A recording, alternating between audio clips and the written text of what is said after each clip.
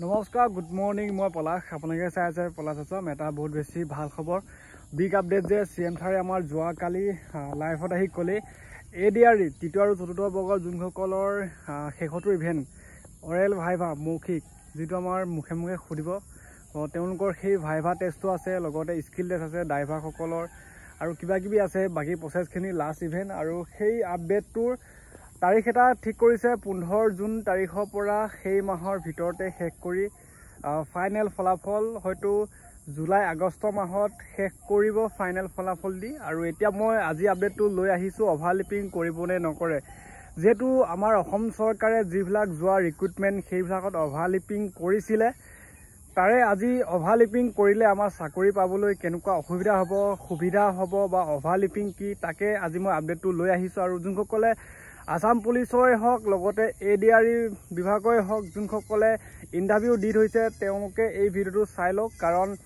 এই ভিডিঅ'টোৰ পৰা অভাৰলিপিং কৰে নকৰে, কৰিলে কি হ'ব নকৰিলে কি হ'ব, চাকৰি কোনসকলে পাব, সেইটো আজি আপডেটটো লৈ আহিছোঁ। আৰু এতিয়া অভাৰলিপিং কি? অভাৰলিপিং হৈছে এজন ব্যক্তিয়ে যদি তেওঁ যোগ্যতা আছে 5টা পষ্টত এক্সাম দি থৈছে, কিন্তু চাকৰি ফাইনেল ফলাফলত সেই 5টাতে নাম আহিব, কিন্তু সেই ব্যক্তিজনে এটা চাকৰিতহে জইনিং কৰিব পাৰিব বা এটা চাকৰিহে তেওঁ ডিউটি কৰিব পাৰিব। তো তথাপিও সেই বাকী পষ্টকেইটা কি হৈ যাব? বাকী পষ্টকেইটা চৰকাৰে কাৰোবাক জানো চাকৰি দিব বা পদকেইটা জানো এনে খালী কিবা, সেইটো ষ্টাইলত তোমালোকৰ এতিয়া অভাৰলিপিং এইবাৰ অসম চৰকাৰে নকৰোঁ বুলি বৰ্তমান কৈছিলে, যদিও এতিয়া প্ৰুফ হোৱা নাই বা তেওঁলোকে অভাৰলিপিং কৰে নকৰে সেইটো জনাব, ফাইনেলটো জনাব অভাৰলিপিং কৰে নকৰে। তো এতিয়া অসম পুলিচৰ যোনসকলে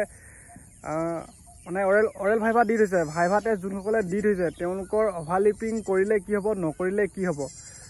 তো এতিয়া অভাৰলিপিং গম পাইছা, এজন মানুহে 5টাত যদি চাকৰি নাম আহে তো বাকীকেইটা পষ্টত এনে খালী হৈ যায়, সেই মানুহজনে এটা পষ্টতহে চাকৰি বা ডিউটি দিয়ে, বাকীকেইটা চৰকাৰে থৈ দিয়ে। আৰু এতিয়া নকৰিলে কি হ'ব? যদি অভাৰলিপিং কৰা নহয় তেতিয়াহ'লে সেই মানুহজনে পষ্ট প্ৰিফাৰেঞ্চ চিলেকশ্যন কৰি পেলাই তেওঁ যোনটো হাই ৰেংকত চাকৰিটো পাবলৈ সক্ষম হ'ব তাত জইনিং হ'ব, বাকীকেইটা পষ্ট চৰকাৰে আৰু আমাৰ যোনসকলে তাতকৈ সেই ব্যক্তিজনতকৈ যদি কম নম্বৰ এটা পাই থৈছে তেওঁলোকক চাকৰিটো দি দিব। এতিয়া সকলোৱে কমেণ্ট কৰি আছে যে দাদা অভাৰলিপিং কৰিলে আমি চাকৰি নাপাম, যদি অভাৰলিপিং নহয় তেতিয়া আমি চাকৰিটো পাম। সেইটোৱে আৰু যিহেতু CM ছাৰেও কৈছে ইয়াৰ ওপৰত যদি আপডেট আহে, CM ছাৰে কৈছে যোৱাকালিও লাইভত কৈছে অভাৰলিপিঙৰ ক্ষেত্ৰত একো চিন্তা কৰিব দিয়া নাই, এইবাৰ চৰকাৰে সকলোকে চাকৰি দিয়াৰ কথা কৈছে।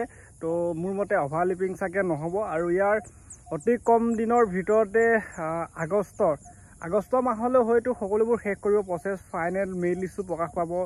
তৃতীয় চতুৰ্থ বৰ্গৰ Assam police ABB constable, driver constable, লগতে অসম পুলিচৰ 4th grade, Assam commando 4th grade যিবিলাক কুকমেন, বাৰবাৰ, চাফাইলা সেইবিলাকৰ অতি কম দিনতে SLPIBটো অফিচিয়েলিভাৱে ফাইনেল মেৰিট লিষ্ট ঘোষণা পাব। সকলোৱে অপেক্ষা কৰা, তোমালোকৰ খালী এইটো ফাইনেলটো লিষ্ট। আৰু লগতে এতিয়া অসম পুলিচৰ যিবিলাক বোটমেন সেইবিলাকো ইণ্টাৰভিউ চলি আছে, এনেকৈ বাকী প্ৰচেছখিনি হৈ আছে। আৰু এতিয়া জুনৰ গোটেই মাহটো ADRE লগত জড়িত হ'ব বুলি কৈছে CM ছাৰে, যিবিলাক ভাষণ বা লাইভত আহি কৈছে, তো তাকে আপডেটটো দিব চেষ্টা কৰিলোঁ। এতিয়া অভাৰলিপিং যদি হৈ যায় চাকৰি বহুত কম সংখ্যকে পাব, যদি যোনসকলে যোগ্যতা তেওঁলোকে পাব। অভাৰলিপিং হ'লে AB UB হয়তো কাৰোবাৰ বোটমেনতো আহিছে, APRটো আহিছে এজন ব্যক্তিয়ে, যদি অভাৰলিপিং কৰি দিয়ে সেই ব্যক্তিজনে ABটো পাব, UBটো পাব, বোটমেনতো পাব, লগতে APRটো পাব, ড্ৰাইভাৰটো পাব, কিন্তু চাকৰি জইনিং কৰিব এটাতহে, কিন্তু চাকৰি হ'ব 5টাৰ পষ্টতে হ'ব, কিন্তু এটাত জইনিং কৰিব, বাকীকেইটা চৰকাৰে থৈ দিব পষ্ট। তো অভাৰলিপিং যদি নকৰে সেই ব্যক্তিজনক হয়তো এডমিট কাৰ্ড দিওঁগৈ, আমাৰ এতিয়া পৰীক্ষা এডমিট কাৰ্ড দিওঁগৈ, আমাৰ যিটো ভাইভা এডমিট কাৰ্ড দিওঁগৈ, আমাৰ পষ্ট চিলেকশ্যন কৰিব দিছে তোমাৰ কোনটোত চাকৰি কৰিব মন আছে। তো সেইটো কাৰণে অভাৰলিপিং কৰা নহ'ব, এজন ব্যক্তিয়ে এটা পষ্টত চাকৰি কৰিব পাৰিব। তো আপডেটবোৰ দি থাকিম, যদি মোৰ পলাশ আছাম ইউটিউব চেনেলটো প্ৰথম চাইছা তো ছাবস্ক্ৰাইব কৰি ল'বা, এই ধৰণৰ চাকৰি খবৰ বাতৰি পাই থাকিবা।